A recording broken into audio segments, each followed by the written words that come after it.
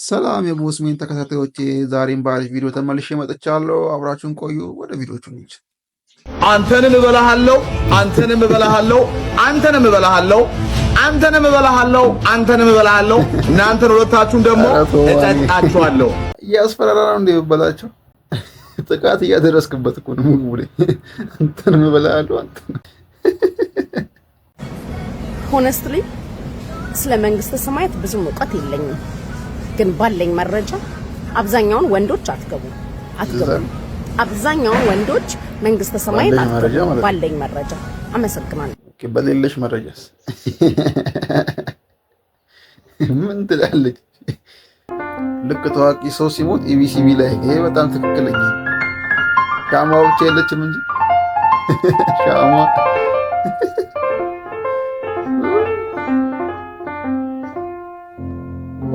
ሰራሽ እኮ ብራዘር።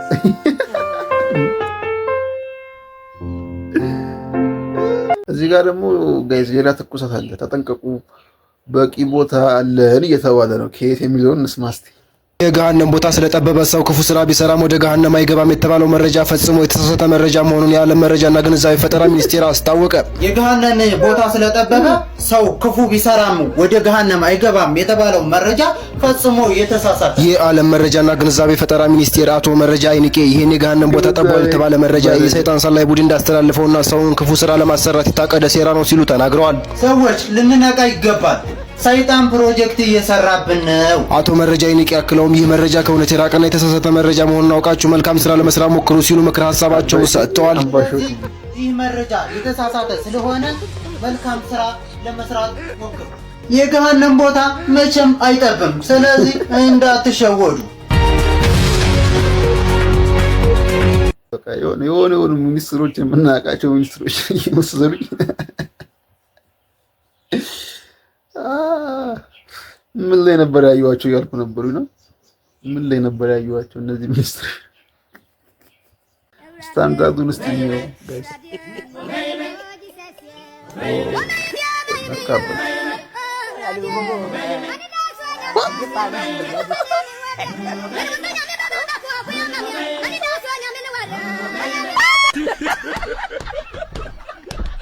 ስታንዳርዱ ሃይ ሆኖ ማለት ነው። እሱም እንዲህ ሰው የነካውን ሲወረውር ማለት ማፈሪያ እነ ቾምቢ አሉ ቾምቢ ነው ጌታ። ምንድነው? አንድ አስወርጠው። ምንድነው? ምን ይዘህ መጣህ ደግሞ? አስሞክሪ። ምንድነው ማስሞክር? የጎጃም ቆንጆ ጤፍ የተፈጨ ጭራሽ በ5 ያጣላን ነው። ችግር የለውም። ማንንም ጭራሽ በ5 ኪሎ ከገባ ሁሉን ግባ። አንድ ነው ማስሞክር። ከገባ አንድ ነው ማስሞክር። በቃ ጤፍ አስሞክር። አስበዋል። እየሰፈርክ ምናምን እየቆመር አስሞክር። ጤፍ ይዘህ ትመጣለህ። ኧረ በስመ አብ ያንተሱስ ዱቄቱ ራሱ የተስካር ነው የመጣው። እሱ የልጆች አምላክ ይገዘል። ለታውላ ተበላ ከተታው ፈንድታ እንዳትበቱ ቀጥሎ ታበቃ የተጋገራል። የተስካር የተጋገራል። ብዙ ሴቶች መላጣ ወዳሉ ታውቃለህ፣ ለስላሳ ነው ይላሉ። ስጠይቃቸው ግን አያምኑም ይሄዳሉ። ሲማመላጣ ግን በጣም ይወዳሉ። ስለዚህ አንተ እድለኛ ነህ፣ ሴቶች አርቲስቶች የሚያሳድዱ። ለምሳሌ መላጣ ነው ባልተዛር ብዙ ቺኮችን አሙቶ ጠባባል። የሴፉ መላጣውም ያበራል፣ በጣም ቆንጆ ሚስት አግብቶ ይኖራል። መላጣነት ደስ ይላል፣ ይገባዋል ክብር።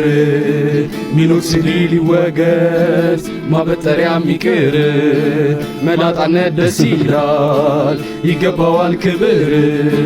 ሚኖክሲዲል ይወገድ፣ ማበጠሪያም ይቅር።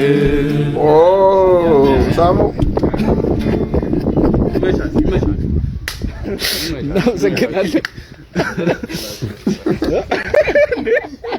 አረ የዛሬው ይለያል። እኔ ወተት ተበጣሶብኝ ሰፍቼ ጠጥቻለሁ። ሌላ ደግሞ እንጀራ ነጭ አውጥቶ ጸጉር አውጥቶ ቢያረጅ እንኳን ጥቁር ቀለም ቀብተን ወጣት አድርገን እንሸጠዋለን፣ እንበለዋለን። የሚጣል ነገር አይኖርም። እኔ እርሶ ሆቴል ከተቀጠርኩ በጣም ጥሩ። አዎ እኛ ድፍን ምስር ዘርዝረን ይበላን ማማሴ የነቀልንበት ሙያችን ነው። ድንች የነቀልንበት ሙያችን የሰርታል። ከዚህ በፊት እዚህ ደጉ በጉ የፍየል ጥብስ ቤት፣ አይቶ ማመን ጫት ቤት አዎ ቆንጆ ሻይ አፈላ ነበር በዝንጅብል። እሺ ቶሎ ግባና ስራ ጀምር። እሺ ጋሽ ቲሸርቴን አምጣ እባክህ፣ ገብተህ ቀመሰው። በጣም የሚጣፍጥ ወጥ ነው። እሺ ሂድ ከዚህ ቅቅል ታዘብ፣ ቡና ትፈጫለህ። ዝም በል እባክህ። እንዳንተ ሱፍ በከረባት ለብሶ መንጎራደድ መሰለ እንዴ? ዱባ ረፍ ሰልፍ ነው መሰለፍ ነው። አባ ሰልፉ የት ነው እንዴ? ተሰልፍ ያለው እንዴ? እማ የት ነው ሰልፉ? ለፍቶ በላይ መሰለኝ። ዝም በይ ቡና መልካም አባ ሰልፉ የት ነው? እውነቱ ውበትሽ እንደ ዘመኑ ሰው ሰራሽ አስተውሎት ልቤን ለሁለት ከፍሎት መግነጢሳዊ የሆነ ህቡ ስሜት በውስጥ ይሰረስራል።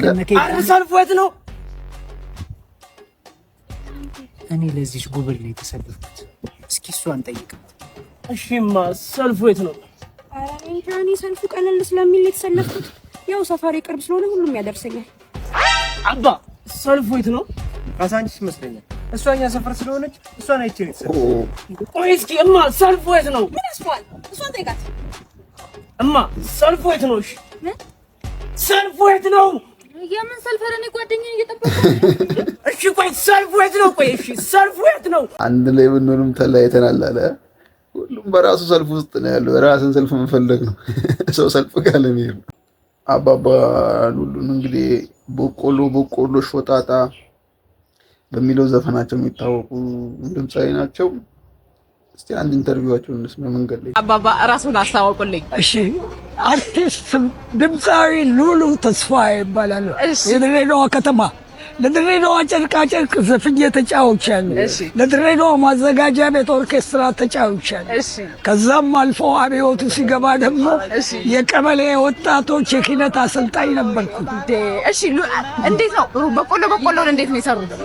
በቆሎማ በአባባ ጃንሆይ ጊዜ ለህዝብ በቆሎ መሰጠት መታደል ተጀመረ። ስታዲየም ውስጥ ድሬዳዋ ስታዲየም ህዝቡ የተሰጠው ሲሄድ በሶስተኛው ቀን አባባ ጃንሆይ ሊሄዱ ነው ተባለ። ሊሄዱ ነው ተብሎ አይሮፕላኗ ኮብኩባ ወደ ኳስ ሜዳው ጋር እስከምትመጣ ድረስ ተሰጠ እየተሰፈረ። አይሮፕላኗ ቻው ብላ ስትሄድ ወደ አዲስ አበባ አትስጥ ዝጋ የሚባሉ የከተማው ዋና አቶ አስራት የሚባሉ ሽማግሌ ናቸው። ነገር ሁሉ ጋር ህዝቡ ከዛ ምርቃቱን ወደ ርግማን ለወጠዋ። አስራት ወልደ ማርያም የወለድከው አይባረክ እግዚአብሔር ይልህ እያሉ የፈሰሰውን ሲለቅሟ ታየው። በቆሎ ያቺን በቆሎ እኔም ትንሽ ለቃቀምኩና ወደ ቤት ሄድኩና ሳጠና ትዝ አለኝ።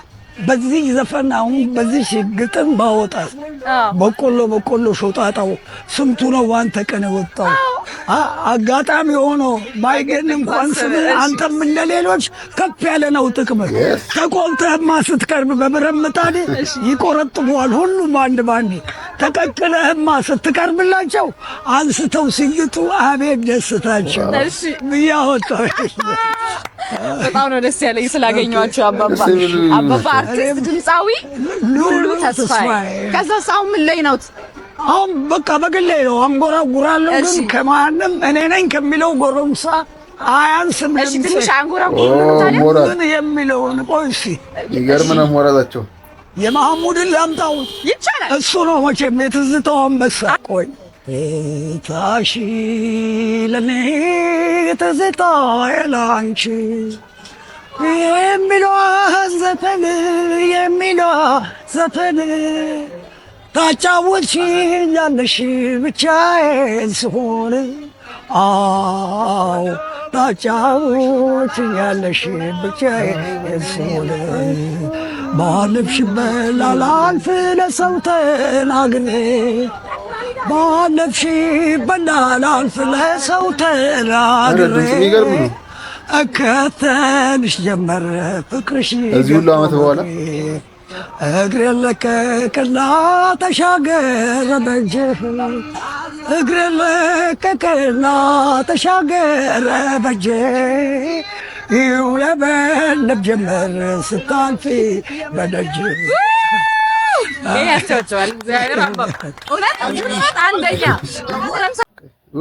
አራዳ ናቸው ጋሽ ሉሉ ግን የምር በጣም በዚህ ከዚህ ሁሉ ዓመት በኋላ እንግዲህ አስቡት በጃንሆይ ጊዜ ምናምን የሰሩት ዘፈን ከዛ ሁሉ ዓመታት በኋላ አሁን ላይ ደግሞ እንደዚህ ድምጻቸው እንደዚህ ከሆነ አስቡት ምን ያህል የሚገርም ድምጽ እንደነበራቸው በወጣትነታቸው ዘመን ማለት ነው።